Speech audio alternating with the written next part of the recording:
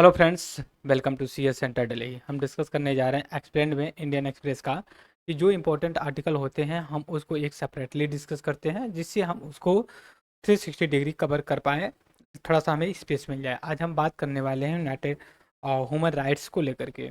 अभी हाल ही में हुआ है, यूनाइटेड नेशन का जो एक ह्यूमन राइट कमीशन है उसने इंडिया के ह्यूमन राइट कमीशन का जो एक कुछ राइट्स थे उसको जो कि रोक दिया। अप्रूवल लेना पड़ता है। यहाँ पे कुछ ऐसे ऐसे कन्वेंशन और ऑर्गेनाइजेशन की बात की गई है, उन सभी को लेकर के बात करेंगे। सबसे पहले हम बात करेंगे यहाँ पे कि कॉन्टेक्स्ट क्या है, न्यूज में क्या, उसके बाद बात करेंगे। अभी देख रहे हैं क्या कह रहा है कि वाई क्यों यूनाइटेड नेशन यूएन बॉडी जो है कि रोक दिया approval to the India's national human right commission को। अप्रूवल, ठीक है। अब यहाँ पे देखिए एक्सीडेशन का मतलब होगा अप्रूवल, ठीक है, अप्रूव करना। विल द हेल्ड का मतलब होता है स्टॉप करना, ठीक है। तो देखिए दो चीज़ होती है, कुछ ऐसे वर्ड्स होते हैं उनको हमें याद रहना चाहिए और हमें पता होना चाहिए। अगर नहीं आते हैं तो उनके और कोई वर्ड्स को जो है कि हमें लिख करके एक्सप्लेन करना चाहिए, समझना चाहिए। जैसे मैंने कहा कि एक्सीडेशन का मतलब अप्रूवल होता है और हमें नहीं पता था तो हमने अप्रूवल लिख दिया कि उनका अप्रूवल था। यहाँ पे बात ही निकल करके आती है कि यूनाइटेड नेशन की ये ह्यूमन राइट कमीशन है, देखिए। तो उसने ये कहा है कि इंडिया का नेशनल ह्यूमन राइट कमीशन को कुछ अप्रूवल के लिए रोक दिया है, उसका नहीं बन सकता। अब देखिए क्या है, what are the Paris principle क्या है, and global alliance of the national human right institution, and how does it have gave the GANHRI. अब देखिए यहाँ पे GANHRI दिया गया, क्या दिया, GHR। तो यहाँ पे global alliance national human rights institution, ठीक है। ग्रहणरी का फुल फॉर्म यहाँ पे गनहरी, इसको आप बोल सकते हैं। Accelerator affect the national human right commission, कैसे जो है कि ये अफेक्ट करेगा, ठीक है। उसमें जो है कि अप्रूवल के लिए इसने जो है कि रोक लगा दिया। अब आइए दूसरा हमें देखते हैं, यहाँ पे सेकंड पेज पे कह रहा था second year in the row, दूसरे साल की लड़ाई में affiliation with the United nation human right office refer the accident India the human right body.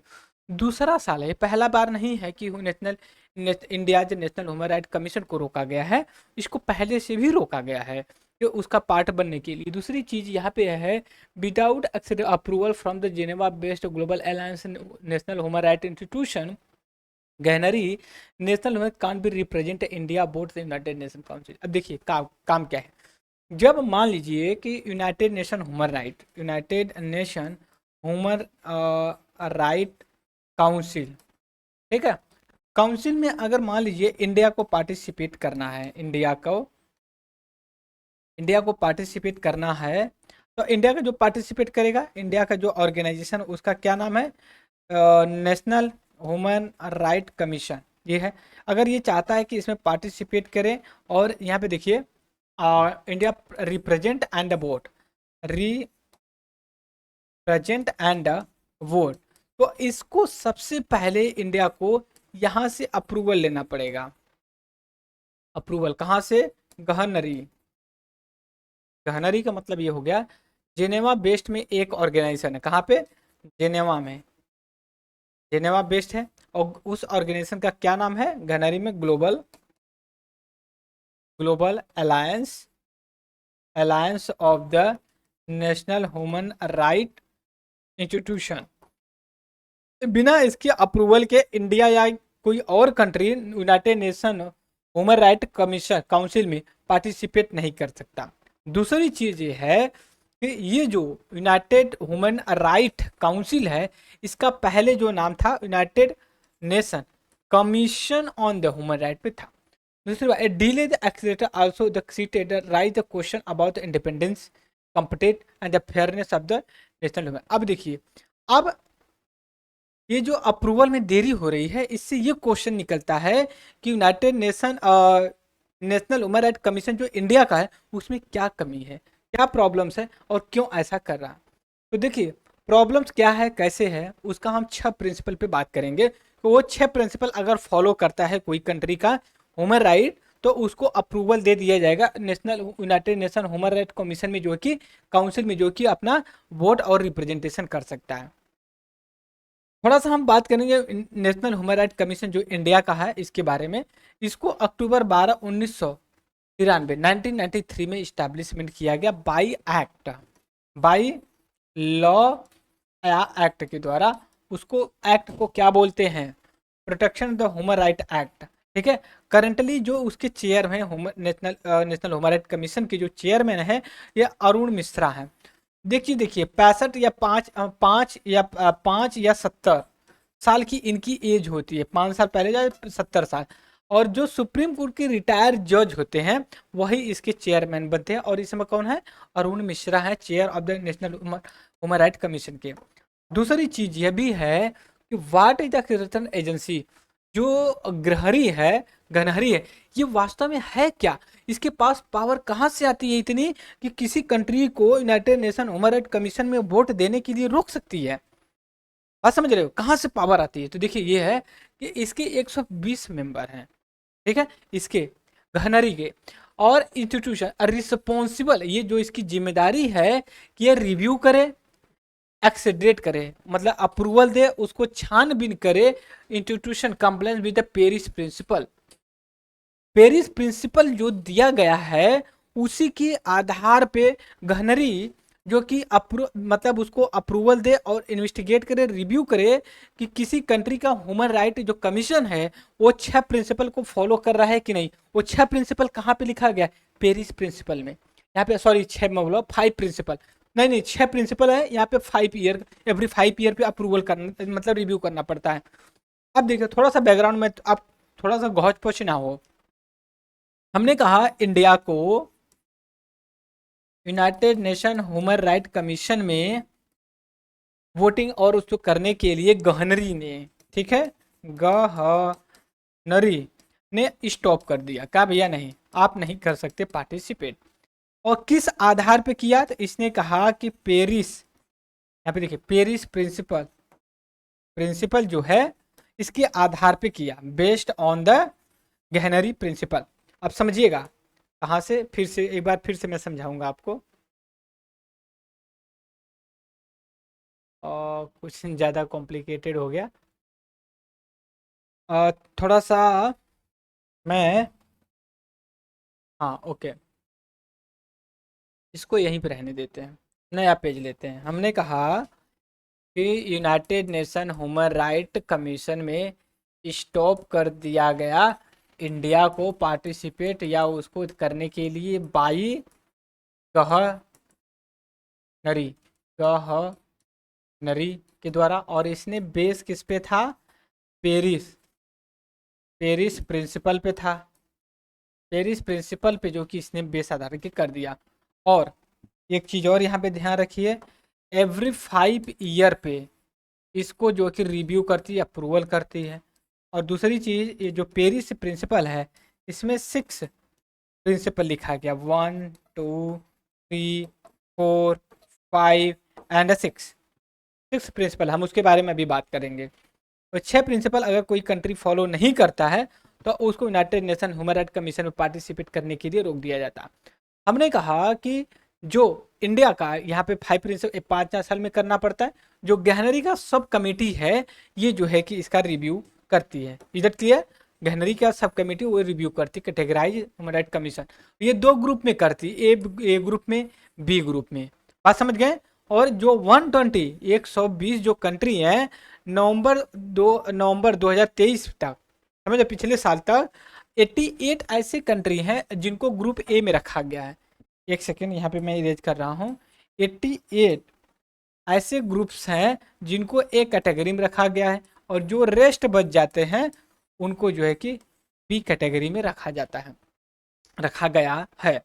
और दूसरी चीज़ ये है कि जब इसको कैटेगराइजेशन किया जाता है तो उसमें भी अलग अलग पैरामीटर होते हैं। और इसी के साथ यह भी हमें ये पता होना चाहिए, जो पेरिस प्रिंसिपल है इसके 6 जो प्रिंसिपल हैं, बात समझ गए, जो यहाँ पे आपको 6 मेन क्राइटेरिया या प्रिंसिपल हैं उनके बारे में बात करेंगे। लेकिन पेरिस प्रिंसिपल को जो फॉर्मली या ऑफिशियली बुलाया जाता है जिस नाम से, उसका क्या, principle relating to status of the United nation human right institution, इसको इस नाम से बुलाया जाता है। ठीक है, तो आप एक काम करिए, जो पेरिस प्रिंसिपल लिखा गया उसी के ब्रैकेट में आप लिख लीजिएगा नेशनल, ठीक है, human right, national human right, एक सेकेंड, प्रिंसिपल, हाँ एक सेकेंड अभी बता रहा हूँ आपको। यहाँ पर आपको लिखना पड़ेगा, मैं इसको इरेज करके अलग से बताता हूँ, थोड़ा सा एक सेकेंड। यहाँ पे देखिए, अब आपको पेरिस प्रिंसिपल को किस नाम से जाना लिखना है, principle principles relating relating to status status of the national human right institution. ठीक है, ऐसे आपको लिखना। दूसरी चीज है, इसको एडॉप्ट कब किया गया था, दिसंबर 20 1993 में 1993 में किया गया था। और ये इसने एक स्टैंडर्ड मिनिमम सेट किया that must be meet in order the consider creditable operate effectively करें। और इसने 6 प्रिंसिपल को जो है कि एनालाइज किया। पहला जो प्रिंसिपल है यहाँ पे देखिए क्या कहते हैं, broad mandate based universal human right norms standard होना चाहिए, ऑटोनॉमी फ्रॉम द गवर्नमेंट से स्वतंत्रता होनी चाहिए, ऐसा नहीं कि गवर्नमेंट ह्यूमन राइट को रेगुलेट करती हो। तीसरा यहाँ पे बोल रहे हैं ये दूसरा हो गया और ये तीसरा हो गया, independence guaranteed by the status of the constitution. Constitution के अंदर ह्यूमन राइट का जो है कि उसमें बात होनी चाहिए। चौथा आपका pluralism including membership that broadly reflect their society. Pluralism ऐसा नहीं कि किसी रिलीजियस के प्रति बायस हो। adequate resource and last is adequate power of the investigation. ऐसा होना चाहिए, अगर कोई ह्यूमन राइट वायलेशन हो तो एक अथॉरिटी ऐसी होनी कि इतनी पावर को उसको किसी भी हद तक जाके इन्वेस्टिगेशन कर सके। इसके बाद देखिए, this principle also say that national human right institution जो है कि आपका should be equipped and the received complaint and the case brought by individual third party NGO trade। ये कह रहे हैं कि जो हमारे नेशनल ह्यूमन राइट कमीशन का इंस्टीट्यूशन होना चाहिए, ऐसा नहीं होना चाहिए कि केवल जो विक्टिम है उसी का जो है कि कंप्लायंस है। कोई भी अगर कंप्लेन लेकर के आता है किसी के थर्ड पार्टी को लेकर, उसका कंप्लेन को जो है कि रजिस्टर्ड करना चाहिए।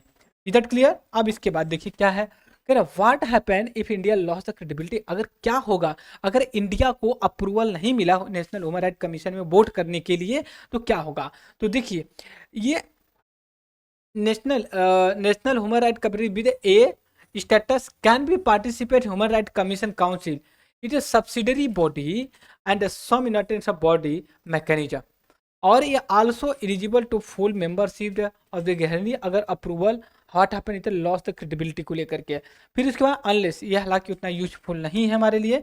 अब यहाँ पे कह रहे हैं कि why has India accreditation has put on the hold, क्यों किया गया, ऐसा क्या कर दिया इंडिया ने। तो देखिए, decision were taken of in the ऐसे मीटिंग मई को at the United nation prize national Geneva में लिया गया। और इसने कहा सेशन में कि receive the detailed briefing the each country का डिटेल किया। और कॉन्सिक्वेंटली ऐसा देखने के इशू मिला तो consider the following interview each country human right institution के कॉन्टेक्स्ट को लेकर के। 1 मई को मीटिंग जो चेयर किए गए थे यूनाइटेड न्यूजीलैंड के द्वारा किया गया था। South Africa, Sri Lanka, Spain among the country the participate किए थे। दूसरी भी committee has release the report, मगर last year report listed area national human right commission can see properly address the Paris principal.